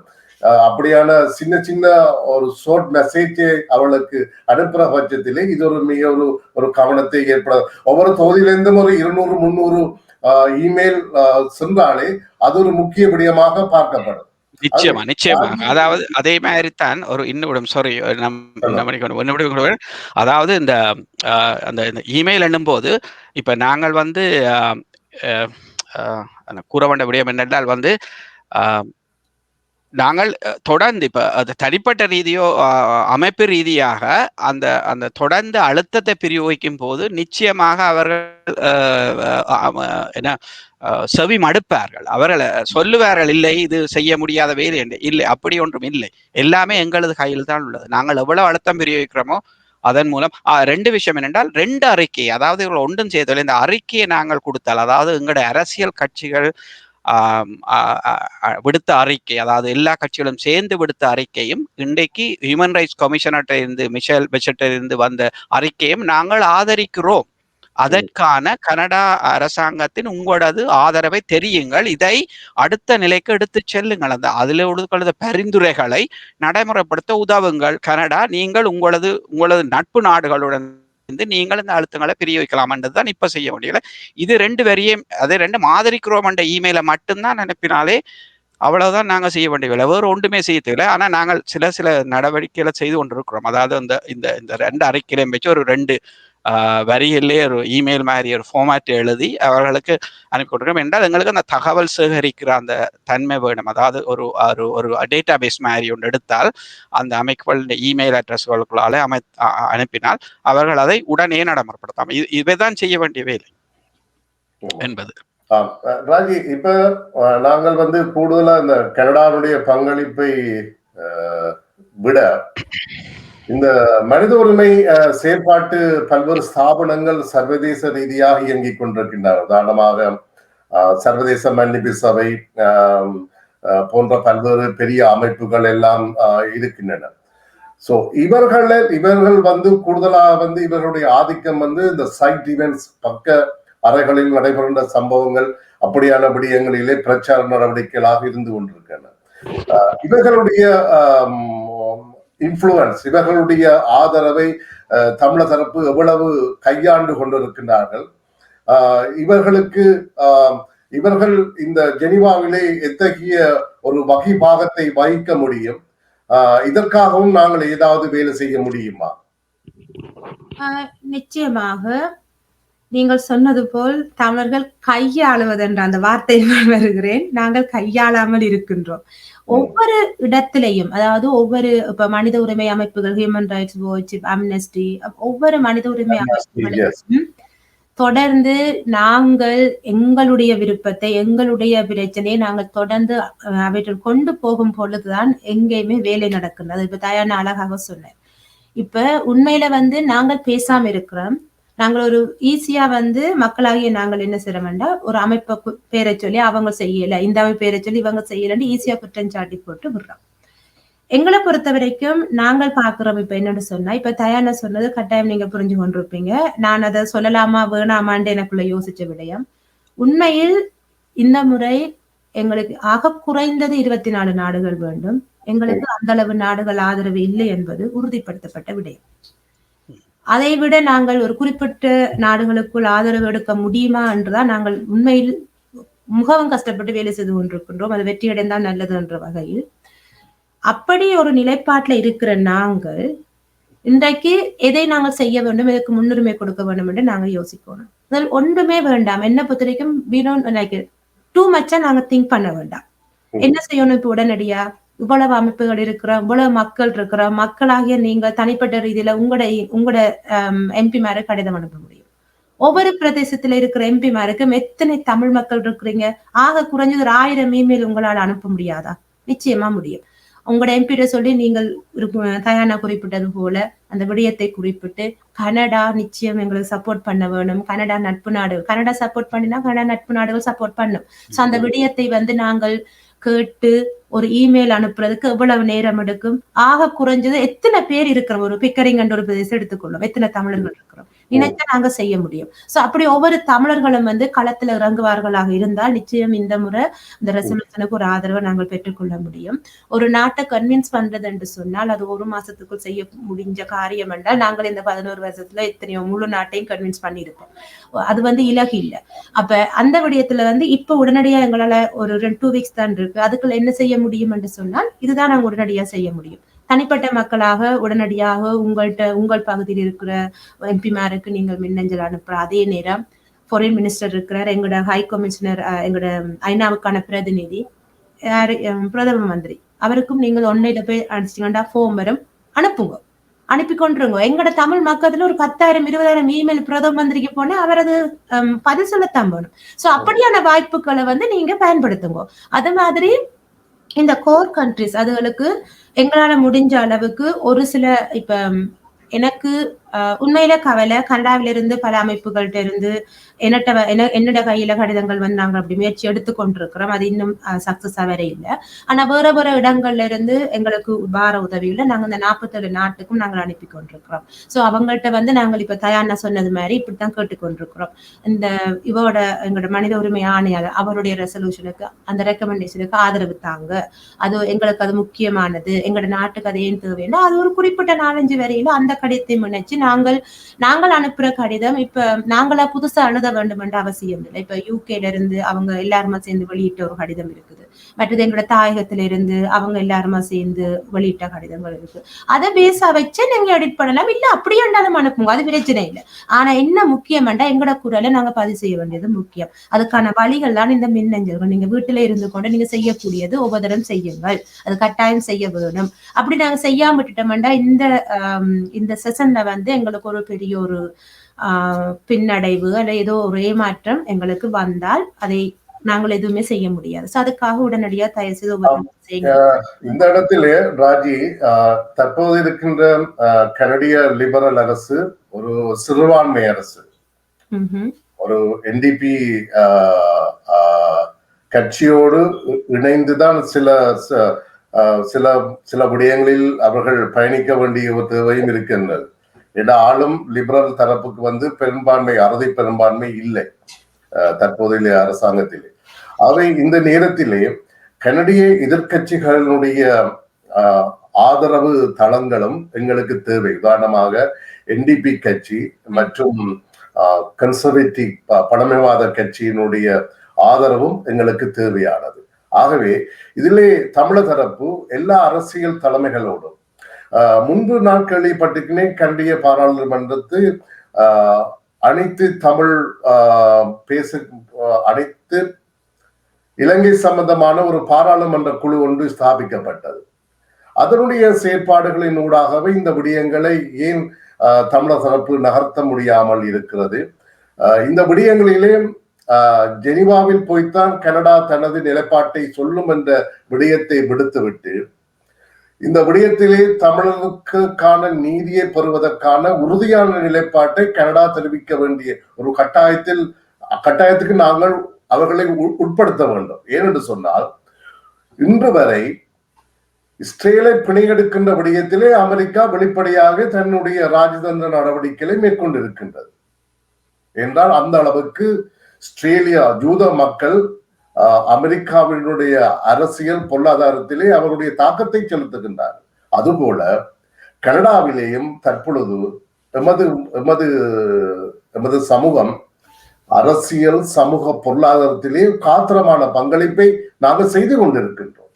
அந்த வகையிலே கனடா எங்களுக்கு ஒரு சரியான ஒரு நிலைப்பாட்டை சொல்ல வேண்டிய ஒரு கட்டத்தில் இருக்கின்றோம். அதற்காக நாங்கள் அவர்களை நிர்பந்திக்க வேண்டும். என்று சொன்னால், கனடாவிலே லொபிங் செய்த கனவேர் அங்கு கொள்கை வகுப்பாளர்களுடன் சென்று அவர்கள் சொல்வதை கேட்டுவிட்டு வருகிறார்கள் ஒழிய எங்களுடைய அரசியல் நிலைப்பாட்டை அவர்களுக்கு வலியுறுத்தி எங்களுடைய அரசியல் நிலைப்பாட்டை ஏற்க வைப்பதுதான் லொபிங். சோ இந்த விஷயத்திலே நாங்கள் அரசியல் கட்சிகள் எல்லாவரையும் இணைந்து இதற்கான ஒரு பொது ஒரு மெக்கானிசத்தை நாங்கள் ஏற்படுத்த முடியுமா? ஆமாம், அது இரண்டால் பொதுவாக இந்த தளத்திலே பல விதமான அண்மையில் உங்களுக்கு தெரியும், கனடிய அரசாங்கம் இந்தியாவில் நடக்கிற உழவர் போராட்டத்துக்கு ஆதரவை தெரிவித்ததாலே இந்திய அரசாங்கம் அதிலே ஒரு மனத்தாங்கல் ஏற்பட்டது. இந்திய அரசாங்கம் அதிலே கடுமையான ஒரு வார்த்தை பிரயோகங்கள் நடைபெற்றது. ஏனென்றால் அவர்களுக்கு அது கனடா அரசாங்கம் தெரிவித்தது. அது எவ்வாறு நடைபெற்றது என்றால், என்னெல்லாம் கனடா அரசாங்கம் அது நீதியான யோசித்து அதன் மூலமா அறிக்கை விட்டார்கள். ஆனால் அவர்களுக்கான அந்த அழுத்தத்தை பிரயோகித்தது இங்குள்ள சீக்கிய சமூகங்கள் தான். அப்ப அப்படியான நிலைமை இருக்கும் போது, அதாவது நாங்கள் 300,000 பேருக்கும் இல்ல 300,000 பேருக்கு மேலுள்ள தமிழர்கள் இருக்கும் போது வழக்கமான கனடிய அரசியல்வாதிகள் தமிழர்களை நாட்டுக்கு பொருளாதாரத்துக்கு பங்குறார்கள், great Tamil is great culture and highly literate people and literacy, இந்த மாதிரியான வார்த்தை பிரியோகங்கள் ஜாலங்களோட கதைத்து விட்டு போக அளவுக்கு முடிக்காமல் எங்களுக்கான தேவை இது. அதாவது அதான் நான் ஒரு இடத்தை கூறியிருந்தேன். அதாவது 2009 மே மாதம் நீங்கள் கிட்டத்தட்ட 1,00,000 தமிழர்கள் தெருவுக்கு வந்தார்கள். ஆகவே அந்த ஒவ்வொரு கனடியன் தமிழரின் அடிப்படை மனதிலே ஆழத்திலே இது ஒரு ஆழமாக பதிந்த ஒரு உணர்வு. அந்த உணர்வு, அந்த கவலை, அந்த தாக்கம் அவர்களின் சொந்த வாழ்விலும் பாதிக்குது, அவர்களின் பொருளாதார, அவர்களின் ப்ரொஃபஷனல் லைஃப்லையும் பாதிப்பை ஏற்படுத்துது, குடும்ப லைஃப்ல பாதிக்கிறது, மன ரீதியான பலவிதமான அழுத்தங்களுக்கும் பாதிப்புகளும் உண்டாயித்தான் இந்த 300,000 கனடியன்ஸும் இருக்கிறார்கள். கிட்டத்தட்ட நீங்கள் கேட்டால், ஒவ்வொரு தமிழரையும் கேட்டால் அவர்கள் ஏதோ விதத்தில் ஒரு தாக்கம் இருக்கும். அதை நேரடியாக கதைக்கக்கூடிய நிலைமை இல்லாட்டில் கூட அவர்கள் பல விதமான காரணங்களால், ஆனால் இந்த தாக்கம் இருக்கு. இந்த செய்தியை நாங்கள் அரசியல் ரீதியாக இருக்கு, நாங்கள் அண்மையில் ஒரு நடைபெற்ற NDPயுடன் சந்திப்பில் இதைத்தான் நான் தெளிவாக கூறியிருந்தேன். அதாவது எங்கள் எல்லோரும் இதயத்துக்கான இதயத்தில் பதிந்து போயுள்ள உணர்வு. ஆகவே இது எங்களை ஒவ்வொரு நாள் வாழ்க்கையிலையும் பாதிக்குது. இதற்கான முடிவு எங்களுக்கு வேணும். ஏனென்றால் நாங்கள் இங்கே இவ்வளவு சுதந்திரத்தையும் இவ்வளவு வாழ்க்கை சுகபோகங்களை அனுபவித்திருக்கும் போது அங்கே மக்கள் இவ்வளவு கஷ்டங்களை அனுபவிக்கிறாங்க போது எங்களுக்கான குற்ற உணர்வு கொண்டு மனதிலே உறுத்தி கொண்டிருக்கிறது. அப்ப அந்த குற்ற உணர்வை நாங்கள் வெளிப்பட வர வேண்டும் என்றால் அவர்களுக்கான நீதி வழங்கப்பட வேண்டும். அந்த நீதி வழங்கப்பட வேண்டும். அதுக்கு நாங்கள் கனடியர்கள் இவ்வளவு கனடிய தமிழர்கள் உங்களை பொருளாதாரத்தில் இவ்வளவு பங்களிப்பு செய்கிறோம் என்றால் நீங்கள் எங்களுக்கு பிரதியுற விவகாரமாக நீங்கள் இந்த இந்த இந்த எங்களது அந்த பிரச்சனையை தீர்ப்பதற்கான உதவ வேண்டும் என்ன அது அந்த விதம். அப்பவே கனடா அதாவது நாங்கள் கொடுக்குற அழுத்தத்தில் தான் அவர்களின் செய்கை முழுக்க உள்ளது. நாங்கள் என்ன செய்ய வேண்டும் என்றால் அதாவது பல விதமான அமைப்புகள் உள்ளன இங்கே. அவர்கள் எல்லாரும் இப்ப அவர் ராஜு சொன்ன மாதிரி 300 அமைப்புகளோ 150 200 அமைப்புகள் ஐக்கிய ராஜ்யத்திலே செய்யக்கூடிய நிலைமை இருந்தது. அது உண்மையாக ஒரு நல்ல தாக்கத்தை ஏற்படுது. அதன் மூலம்தான் அவர்கள் கிட்டத்தட்ட 150 அரசியல்வாதிகளை கூட பல விதமான லேபர் பார்ட்டி, கன்சர்வேட்டிவ் பார்ட்டி உள்ள பல பேரை தொடர்ந்து வேலை செய்து கொண்டிருக்கிறார்கள். அவர் கிட்டத்தட்ட 10 வருடத்துக்கு மேலாக 2009 பல விதமான வேலை திட்டங்கள் நடைமுறைப்படுத்தினபடியா தான் இன்றைக்கு குறை இந்த ரெசல்யூஷன் கூட கொண்டு வரக்கூடியதில் அவர்களது பங்களிப்பு முக்கியமாக இருந்தது. இது சும்மா இன்றைக்கு ஒரு மாதம் செய்கிற வேலை அல்ல. இது ஒரு தொடர்ந்து ஒரு முயற்சி. இதற்கான பொருளாதார அதாவது இதுக்கு முக்கியமாக ஒன்று தேவை, நாங்கள் ஒரு பொதுவான நிதி கட்டமைப்பு உருவாக்க வேண்டும். அதாவது அந்த ஜூவிஷ் அவர்கள் செய்தது மாதிரி இதுக்கான என்னென்னா நாங்கள் இப்படி அரசியல் நடவடிக்கை எடுக்கும் போது இதுக்கான நிதியுதவி எங்கே வரப்போகுது, அதுக்கான ஒரு நிதி உதவி ஒரு பொதுவான நிதி மையத்திலிருந்து எடுக்க வேண்டும். அப்படியான ஒரு நிதி கட்டமைப்பை உருவாக்கினால்தான் நாங்கள் எல்லாரையும் இணைக்கலாம். அப்படி நிதி கட்டமைப்பு ஒரு நிரந்தரம் இருக்கும் போது இணைவார்கள். அவர் கொள்கை வேறுபாடுகள் இருக்கும், ஆனால் அடிப்படையில் ஒரு சிறு சிறு வேறுபாடுகள் உள்ளதை ஒழிய ஆனால் எல்லாரும் இணைவார்கள். இணைந்து செய்ய வேண்டியது அதாவது அதாவது அவர்களை நாங்கள் தமிழர்களுடைய அரசியல் உரிமை என்ற ஒரு அடிப்படையில் இணைந்து வேலை செய்ய வேண்டும். நீங்க அந்த சொன்ன விடயம் அந்த நிதி மூலாதாரம் என்பது முக்கியமான விடயம். ஏனென்று சொன்னால் இன்று கூட நாங்கள் சர்வதேச ரீதியாக சில நிபுணத்துவம் பெற்ற சட்டத்திறனிகளை மனித உரிமை சம்பந்தமான விடயங்களுக்கு நாங்கள் சில ஆலோசனைகள் ஒரு அட்வைசரிக்கு நாங்கள் செல்லுகின்ற பொழுது இந்த விடயங்கள் ஒரு முக்கியமான விடயமாக ஒரு தடைக்கல்லாக இருக்கின்றது. என்று சொன்னால் உங்களுக்கு தெரியும், ராஜதந்திரத்திலே இன்று கூட சிங்கள தேசம் மிக வலிமையாக இருக்கின்றது. தமிழக தரப்பு மிகவும் வீக்கான ஒரு நிலைத்தான் இப்பொழுதும் இருந்து கொண்டிருக்கின்றோம். ஆகவே அதனால்தான் நாங்கள் நீண்ட காலமே லக்ஷ்மண் கதிர்காமர் இருந்த காலத்திலிருந்து இன்று வரை நாங்கள் ராஜதந்திர போராட்டத்திலே தோல்வியடைந்த சமூகமாகத்தான் இருந்து கொண்டிருக்கின்றோம். அதை நாங்கள் ஏற்றுக்கொள்ள வேண்டும். ஆகவே இந்த படிப்பினைகளை வைத்து எங்களுடைய சமூக அமைப்புகள், எங்களுடைய சமூகத்துக்காக வேலை செய்கின்ற முக்கியமானவர்கள் இதற்கான ஒரு செயல் வடிவத்தை, ஒரு மூலோபாயத்தை நாங்கள் காண வேண்டும். இப்போ கூட ஒரு மிகவும் நெருக்கடியான ஒரு காலகட்டத்தில் எங்களுடைய சமூகம் இருக்கின்றது. இந்த ஜெனிவாவை நாம் எவ்வாறு எதிர்கொள்ள போகின்றோம் என்பது ஒரு முக்கியமான ஒரு பேசும் பொருளாக இருக்கின்றது. இந்த வகையிலே அயல் நாடான அமெரிக்காவிலே ஒரு புதிய நிர்வாகம் வந்திருக்கின்றது. பழைய அரசு இந்த மனித உரிமை சபையிலிருந்து அவர்கள் விலகி சென்று விட்டார்கள்.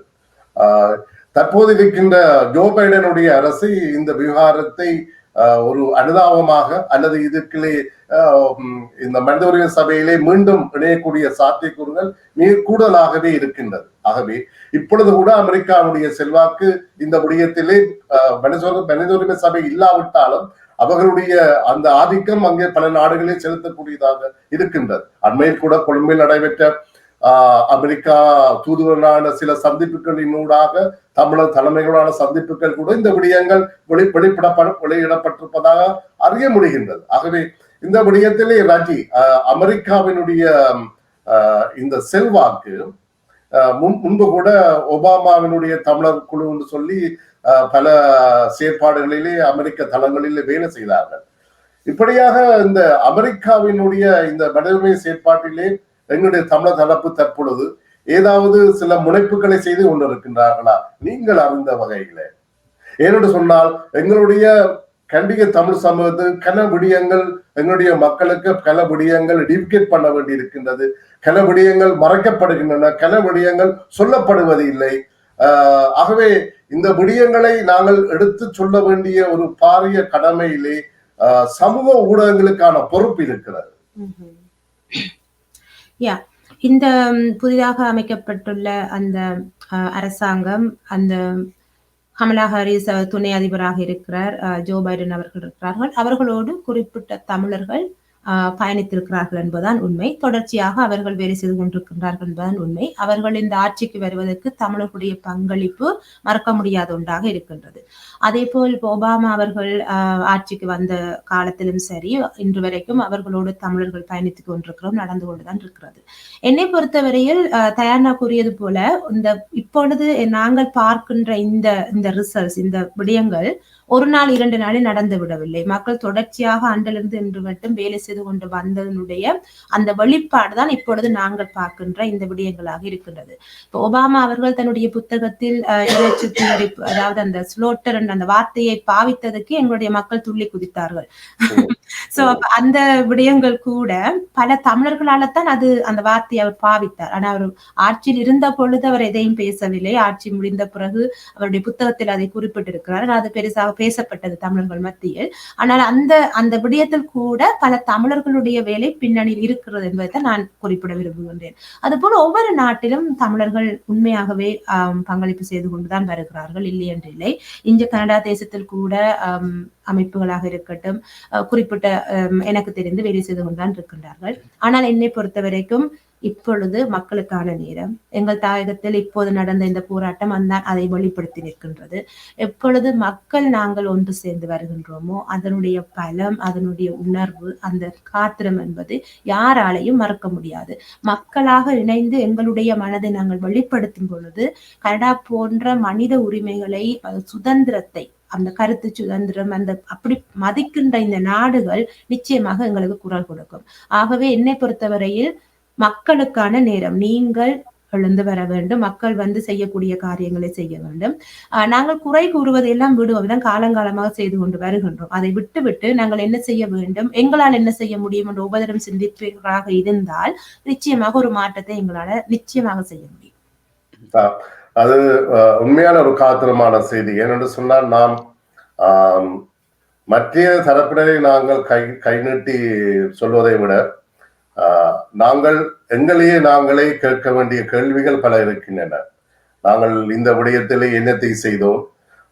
இன்று இளைய தலைமுறை கூட கனடாவிலே ஒரு ஒரு மிக கூடிய அளவிலே இன்று வளர்ந்திருக்கின்றார்கள். அவர்களுடைய பங்களிப்பை கூட நாங்கள் இந்த விடயத்திலே பல வகையில் நாங்கள் பயன்படுத்த தவறிவிட்டோமோ என்ற ஒரு கேள்வியும் எழுப்பப்படுகிறது. இவற்றை விடுத்து நாங்கள் இப்பொழுது சற்று தூரம் சென்று பார்த்தோம் என்று சொன்னால், நேற்று முந்தினால் ஒரு செய்தி பார்த்தேன். இலங்கை அரசாங்கம் இந்த மனித உரிமை விடயத்திலே, ஜெனிவா விடயத்திலே இந்திய அரசினுடைய ஆதரவை கோரியிருப்பதாக கேள்விப்பட்டிருக்கின்றோம். இந்த விடயத்திலே இந்தியா குறிப்பாக தாய் தமிழகம் இருக்கின்ற எங்கள் தொப்பூர் கொடி அந்த நாட்டில் இருந்து இதற்கான ஒரு அழுத்தத்தினை இந்தியா பூகோள அரசியல் ரீதியாக, தற்போது சீனாவுக்கும் இலங்கைக்குமான நெருக்கம் மிக அதிகமாகி சென்று கொண்டிருக்கின்றது. இன்று இலங்கை மற்றொரு கொங்கோங் நாடாக மாறிக்கொண்டிருப்பதாகவும் கூறப்படுகிறது. இந்த பூகோள அரசியல் சூழ்நிலை காரணமாக இந்தியாவினுடைய ஆதரவை தமிழர் தரப்பு தக்க வைக்குமாக இருந்தால் சர்வதேச ரீதியாக இந்த மனித உரிமை இந்த ஜெனிவாவிலே மிகப்பெரிய ஒரு பங்களிப்பை ஆற்ற முடியும் இந்தியாவினால். ஆனா இந்தியா பல தடவை நடுநிலைமையாகவும் இலங்கைக்கு ஓரளவு சார்பான சூழ்நிலையும் தக்க வைத்துக் கொண்டிருப்பதை நாங்கள் இதுவரை வந்த நிகழ்வுகளை பார்த்திருக்கின்றோம். இந்த விடயத்திலே தமிழர் தரப்பு, தமிழர் தலைமைகள், தாயத்தில் இருக்கின்ற தலைமைகளும் சரி, தமிழகத்தில் இருக்கின்ற தலைமைகளும் சரி, டெல்லியை நாங்கள் சரியான முறையில் கையாளவில்லையா என்ற ஒரு கருத்து பல்வேறு விதமான விவாதங்களாக வந்து கொண்டிருக்கின்றது. இதிலே நாம் இந்திய மத்திய அரசை தமிழக தரப்பு எவ்வாறு கையாள முடியும், எவ்வாறு அந்த நகர்வினை தமிழக தரப்பினால் மேற்கொள்ள முடியும், இதை எவ்வாறு நாம் அடுத்த தளத்துக்கு அவர்கள் தமிழர் தரப்புக்காக ஒரு பேசுகின்ற தரப்பாக அவர்களை மாற்ற முடியும்? ஆமாம். இதனை பொறுத்தளவுல நீங்கள் இந்தியாவை விடுத்து, அதாவது இந்த பூகோள அரசியலை பார்த்தாலோ அல்லது அந்த பார்க்கும்போது இந்தியாவை விடுத்து எந்த ஒரு தீர்வும் சாத்தியமாகாது. அந்த அந்த அந்த அடிப்படை கருத்தை எல்லாரும் ஒப்புக்கொள்ள வேண்டும். ஏனென்றால் அது இந்தியா ஒரு ஒரு ஒரு ஆதிக்கம் செலுத்தக்கூடிய அந்த அந்த பிராந்தியம் தான் அது இந்த சமுத்திர பிராந்தியம் என்பது. ஆகவே ஆனால் அதிலே கூட தமிழர் தரப்புகள் வந்து இதுவரையில் நடந்த பல நிகழ்வுகளை பார்க்கும்போது தனிப்பட்ட அமைப்பு சார்ந்த ரீதியில் தான் இந்தியாவை அணுகியிருக்கிறார்கள்.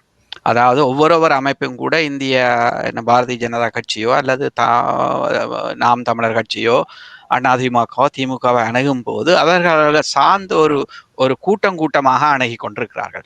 ஆனால் அந்த கூட்டமாக அதாவது போராட்டத்தில் நீங்க பாத்தீங்கன்னா தெரியும், பல இயக்கங்கள் இருந்த அளவிலே எவ்வாறு இந்தியாவினுடன் அணுகுமுறையை அந்த இயக்கங்கள் கையாண்டது என்பது அதுவும் கூட ஒரு தோல்வியில் தான் முடிவடைந்தது. ஏனென்றால் அப்படியான பிரிந்துபட்ட நிலையில்தான் அந்த இந்தியாவின் சொல்லை கேட்டுத்தான் அவர்கள் எல்லாம் நடைமுறையில் படுத்தி கொண்டிருந்தார்கள். ஆனபடியால் தான் அந்த விதத்திலே அவர்களால் வெற்றி பெற முடியவில்லை.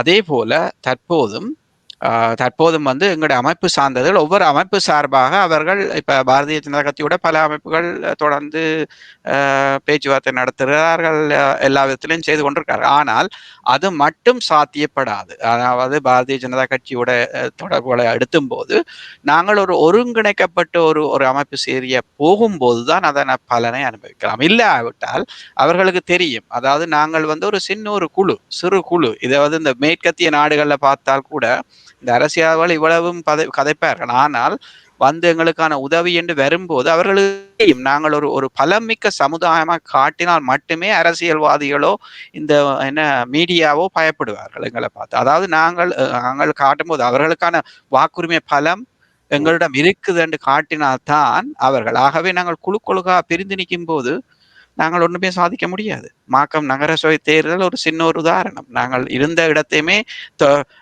தோல்வியை கொடுத்து போட்டு நின்றாங்கள். ஏனென்றால் 4-5 குழுக்களாக பிரிந்தபடியால். ஆகவே அது ஒரு நல்ல ஒரு படிப்பினை. அந்த இடத்தை தொடர்ந்து தக்க வைத்து இருக்கலாம் நாங்கள் நினைத்திருந்தால், அதாவது எங்களுடைய இனம் சாதி ரீதியாக சார்ந்திருந்தால். அதே போல இந்தியாவை கையாளும் போது நிலைமை என்பது வந்து அரசியல் கட்சிகள் பாரதிய ஜனதா கட்சியை கதைக்கிறதா இருக்கட்டும், ஒவ்வொரு கட்சிகளோட நாங்கள் ஒரு அமைப்பு ரீதியாக ஒரு புரிந்துணர்வு அடிப்படையில், அதாவது மெமரண்டம் ஆஃப் அண்டர்ஸ்டாண்டிங் நான் சொல்றது அந்த ஒரு புரிந்துணர்வு ஒப்பந்த அடிப்படையில், அதாவது அந்த மக்களின் பிரச்சனை, தமிழர்களின் ஈழத்தமிழர்களின் பிரச்சனையை கையாளும் போது இது தனிப்பட்ட அமைப்பு சார்ந்த பிரச்சனை அல்ல.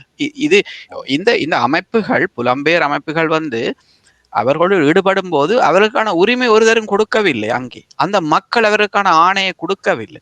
இது நீங்கள் அவர்களின் உரிமையை நீங்கள் கையெழுத்து கொண்டு போறதுக்கு உங்களுக்கு ஒரு அதிகாரமும் இல்லை. ஆகவே அந்த மக்களின் உரிமை பற்றி கதைக்கிற இயக்கங்களாக இருக்கலாம் அல்லது ஸ்தாபனங்களாக இருக்கலாம், ஈழ மக்களின் பிரச்சனையை தீர்வு இதுல ஒரு முக்கியமான விடயம் வந்து கடந்த நல்லாட்சி அரச காலத்திலே தமிழர் தரப்பு தலைமைகள் முக்கியமாக இந்த நல்லாட்சி அரசாங்கம் ஒரு தீர்வு திட்டத்தை கொண்டு வர போகிறது என்ற ஒரு நிலைப்பாடை எடுத்த காரணத்தினால் தமிழக தரப்பு இந்தியாவினுடைய அவர்களுடைய ஆதரவினை, அந்த தளத்தினை சற்று கைவிட்டு விட்டார்கள். அந்த இந்தியாவுடான தொடர்பாடலை அவர்கள் பேணுவதற்கு தவறிவிட்டார்கள் நீண்ட காலமாக. அதற்கு சில காரணங்கள் தாயத்தில் ஏற்பட்ட அரசியல் சூழ்நிலையும் ஒரு காரணமாக இருந்தது. ஆகவே தற்பொழுது நாங்கள் மீண்டும் அந்த இணைப்பை ஏற்படுத்துவது மிகவும் ஒரு கஷ்டமான பணியாக கூட இருக்கலாம். ஏன்னா அந்த உறவை நாங்கள் நீண்ட காலமாக பயன்படுத்தாமல் விட்டுவிட்டோம். ஆகவே மீண்டும் இதற்கான ஒரு தொடர்பாடலை ஏற்படுத்துவது என்பது ஒரு நீண்ட கால ஒரு செயற்பாடாகத்தான் சென்றடையும். ஆகவே இப்படியான பின்னடைவுகள் கூட தமிழக தரப்பினுடைய சில அணுகுமுறைகள் கூட ஒரு இதற்கான ஒரு இடைவெளியை ஏற்படுத்தி இருக்கிறது என்பது உண்மை. இது பற்றி நீங்கள் இல்லாத சுருக்கமாக என்னென்றால் இன்னும் 5 நிமிடங்களில் நிகழ்ச்சியை நாங்கள் நிறைவு செய்ய குயிக்கா கூறுவதென்றால் நீங்க சொன்ன மாதிரி இல்ல தொடர்ந்து நடைமுறை பல அமைப்புகள் தொடர்ந்து இந்தியாவுடன் இணக்கத்தை பேச்சுவார்த்தைகள் நடந்து கொண்டுதான் இருக்கிறார்கள். அது விடுபட்டு போகவில்லை. ஆனால் இந்த நேரத்தில் நாங்கள் ஒரு புரிந்துணர்வு ஒப்பந்தத்தில் இணைந்து செயற்பட வேண்டும் என்பதுதான் என்னோட கருத்து. அதனால இணைந்து செயற்பட விட்டால் எங்களை எல்லாமே விழலை கிடைத்த நீர் மாதிரி ஒரு பிரயோசனம் போகும் என்பதுதான் எனது அடிப்படை கருத்து. ஏனென்றால் அது எங்களுக்கு இவ்வளவு சரித்திரத்தில் நாங்கள் எங்களுடைய அனுபவத்தில் அடைந்த உண்மை. ஆகவே இந்த கட்டத்தில் ஒவ்வொருத்தரும் இப்ப இன்றைக்கு ஒரு பாரதிய ஜனதா கட்சியோட ஒரு அமைப்பு பேச்சுவார்த்தை ஈடுபட்டால் மற்ற அமைப்பும் போய் அவரோட பேச்சுவார்த்தை ஈடுபடும் போது அவர்கள் இருவரும் கதைக்கு என்ன அடிப்படையில் புரிந்துணர்வு கதைகளோட பேச்சுவார்த்தை நடத்துகிறார்கள் என்பது ஒருவருக்கும் தெரியாது. ஆகவே அதிலேயே கான்ஃபிளிக்ட் வந்துவிடும். அதாவது அப்படி அவர்களுக்கே தெரியும்.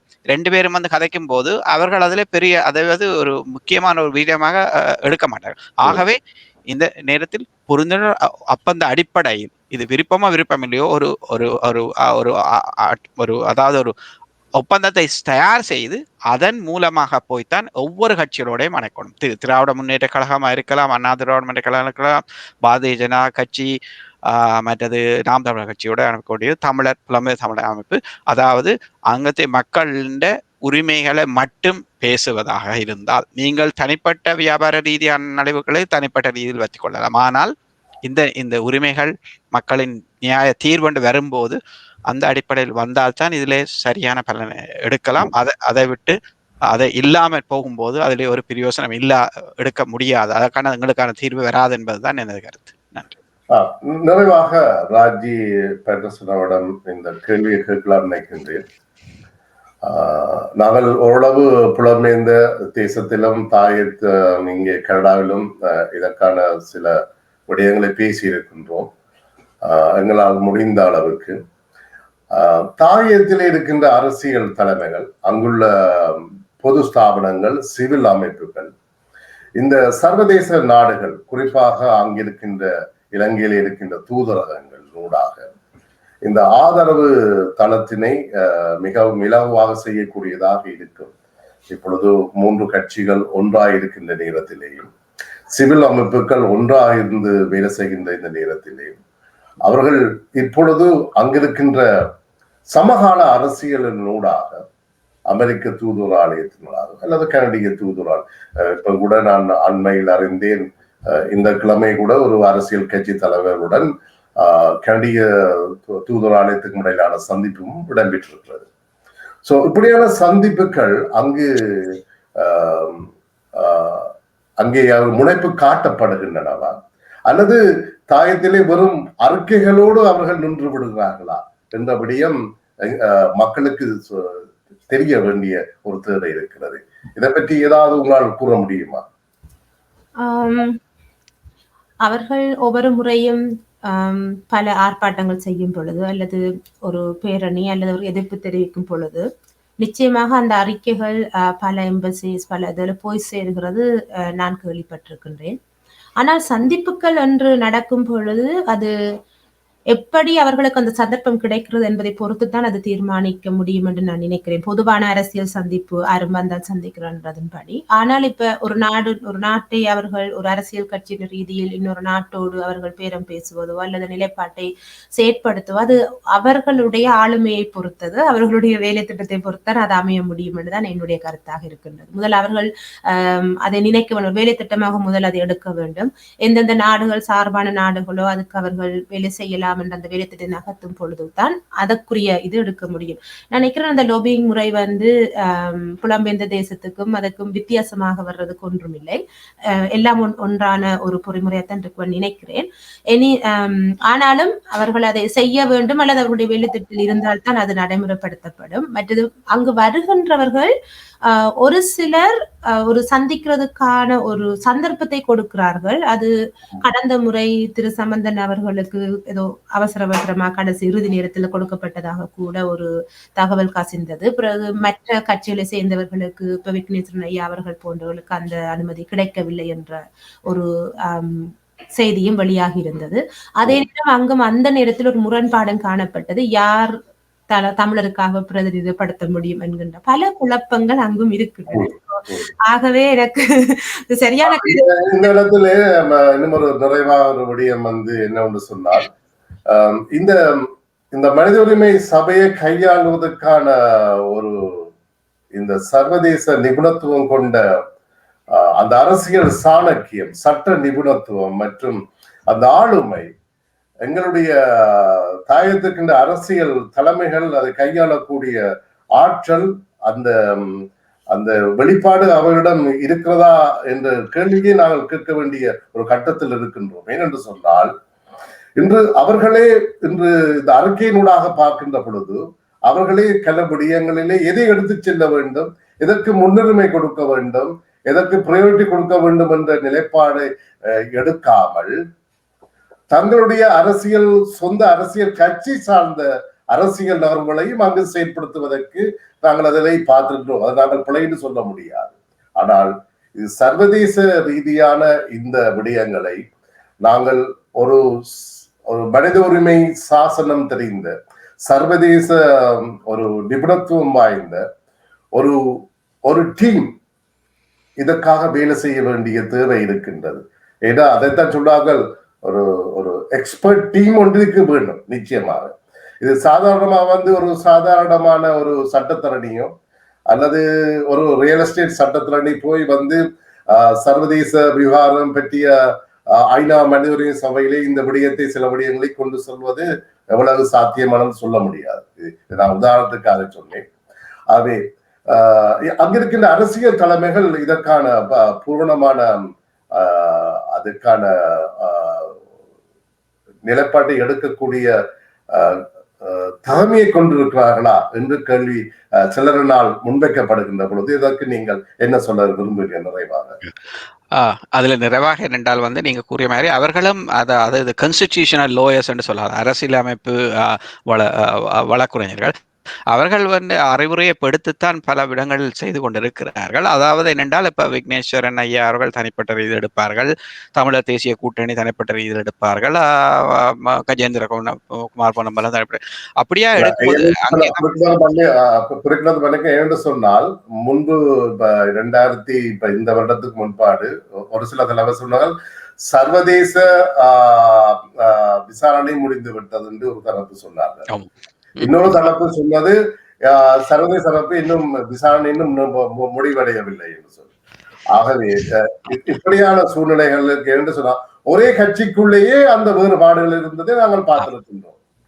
அது என்னென்றால் அதுக்கான காரணம் இதுதான் நான் பல தடவை சொல்றது. அதாவது அவர்கள் தனிப்பட்ட ரீதியான விருப்பு வெறுப்புகளை முன்னிலைப்படுத்த போது அல்லது கட்சி சார்ந்த விருப்பு வெறுப்புகளை முன்னிலைப்படுத்துவதுதான் முன்னுக்கு நிற்கிறார்கள் ஒழிய எங்களது மக்களின் பிரச்சனை என்றதை முன்னிலைப்படுத்தவில்லை என்றதால் தான் இப்படியான வித்தியாசமான முரண்பாடான கருத்துகளும் முரண்பாடான அறிக்கைகளும், அதாவது அறிக்கை முடிந்ததென்று சொன்னவர் இன்றைக்கு பொத்துவிலிருந்து பொலிகண்டை வரைக்கும் மலையில நடந்து கொண்டு போகிறார்களே. அது அறிக்கை முடிந்தவர்கள் இன்றைக்கு என்னத்துக்கு நடைபெறக்கூடாது? இது யார் செய்தது? மக்கள். யார் செய்தது? மக்கள். ஆகவே மக்கள் சக்தி, பலமான சக்தி கட்டாயம் முடியும். அதாவது இந்த கடைசியா அந்த மார்ட்டின் லூதர் கிங் தான் முதல் அவர் சொன்ன ஒரு கூட்டு உண்டு. அதாவது unarmed truth and unconditional love will have the final word in reality. This is why right temporary defeated is a stronger than evil trumpet. அதாவது நியாயம் நீதி என்பது தற்காலிகம் மழுங்கடிக்கப்பட்டாலும் அது கடைசியாக அதுதான் வெல்லும் என்றதுதான் அதோட நிறைவு செய்து என்ற இதை முடிக்கிறேன். நன்றி. நன்றி. ராஜி, நிறைவாக ஏதாவது நீங்கள் சொல்ல விரும்புகிறீர்களா? நிச்சயமாக இது எங்களுக்குரிய காலம், அதாவது மக்களுக்குரிய காலம். மக்களாக நாங்கள் முன்வருவோம், எங்களால் செய்யக்கூடிய கடமையை நாங்கள் செய்வோம். நிச்சயமாக நீதி வெல்லும். நிச்சயமாக இந்த வீக்கெண்ட் கனடா நிகழ்ச்சியிலே இன்றைய சமகாலத்திலே கனடிய தமிழர்களும் தாய தமிழர்களும் புலம்பெயர்ந்த தமிழர்களும் நாம் என்ன வகைபாகம் வகிக்கின்றோம் என்பதனை இந்த நிகழ்ச்சி உங்களுக்கு ஓரளவுக்கு நாங்கள் சொல்லியிருக்கின்றோம் என்று நம்புகின்றோம். நாம் இதற்கான தொடர் பரப்புரையை இந்த வீக்கெண்ட் கனடாவின் ஊடாக நாங்கள் செய்து கொண்டிருப்போம். இது பல்வேறு தளங்களிலே செல்ல வேண்டும் என்று நாங்கள் விரும்புகின்றோம். ஆகவே இந்த விடயங்களை இதை பார்ப்பவர்கள், கேட்பவர்கள் இந்த விடயங்களை எடுத்து செல்லுங்கள். இது எல்லா மட்டத்திலும் செல்ல வேண்டும். அப்பொழுதுதான் ஒட்டவா அரசாங்கத்தையும் வாஷிங்டன் அரசாங்கத்தையும் வெஸ்ட்மின்ஸ்டர் அரசாங்கத்தையும் எல்லா அரசுகளையும் எங்களுடைய தமிழர்கள் தட்ட வேண்டும். இதற்கான நீதிக்கான பயணம் தொடர வேண்டும். இன்று தாயத்திலும் இதற்காக அங்கு மக்கள் புரட்சி என்று வெடித்திருக்கின்றது. எவ்வளவோ அடக்குமுறைகள், ஆயுதபாணியா இருந்த ஆயுதப்படைகளை மீறியே ஆயுதமில்லாத தமிழர்கள் என்று பொத்துவிலில் ஒரு 50 பேருடன் துவங்கிய இன்றைய ஆர்ப்பாட்டம் இன்று முள்ளிவாய்க்காலை கடந்து ஆயிரம் மக்களாக திரண்டு இன்று அது எழுச்சி பெற்றிருக்கின்றது. அந்த ஆயுத பலத்தாலேயே அதனை அடக்க முடியாததை இன்று தமிழர்கள் மீண்டும் தமது அகிம்ச வழி போராட்டத்தினூடாக, ஜனநாயகத்தினூடாக அதனை நிரூபித்திருக்கின்றார்கள். ஆகவே இன்று அங்கே தாயத்திலே மக்கள் எழுச்சியோடு போராடுகின்ற பொழுது தாயத்திலே புலத்திலே எமது தமிழர்கள் நித்திரை கொள்வது அழகல்ல என்பதனை நாங்கள் இந்த நிகழ்ச்சியினூடாக சொல்லி, இந்த ஐநா மனித உரிமை விவகாரத்திலே எல்லா தமிழர்களும், கனடா வாழ் தமிழர்கள் அனைவரும் நீங்கள் ஏதோ ஒரு வழியிலே நீங்கள் இந்த விடயத்துக்காக உங்களுடைய பங்களிப்பை செய்யுங்கள். உங்களுக்கு அந்த விடயங்கள் தெரியாது விட்டால் இங்கு பல அமைப்புகள் இருக்கின்றன, பல ஸ்தாபனங்கள் இருக்கின்றன. அவர்களுடைய மின்னஞ்சல் மற்றது வெப்சைட்டின் ஊடாக இந்த விடயங்களை நீங்கள் அறிந்து நீங்கள் இந்த விடயங்களில் நீங்கள் பங்களிக்க வேண்டும். வெறும் சோசியல் மீடியாவிலேயே அல்லது ஃபேஸ்புக்கினூடாகவோ அல்லது நீங்கள் அவற்றிலே நீங்கள் லைக் பண்ணி அல்லது பார்வையாளராக இருந்து விடாதீர்கள். நீங்கள் செயற்பாட்டாளராக ஒவ்வொரு தமிழர்களும் நீங்கள் செயற்பட வேண்டும் என்று வீக்கெண்ட் கனடா சார்பாகவும் இங்கு கலந்து கொண்டு சிறப்பித்த ராஜி பேட்டிசன் மற்றும் தயா அவர்கள் சார்பாகவும் நாங்கள் கேட்டுக்கொண்டு மீண்டும் மற்றும் ஒரு பொழுதிலே உங்கள் அனைவரையும் நாங்கள் சந்திக்கும் வரை உனது விடைபெறுவது நாதன் வீரவாக்கு. வணக்கம் நேயர்களே. நன்றி. நன்றி. வணக்கம்.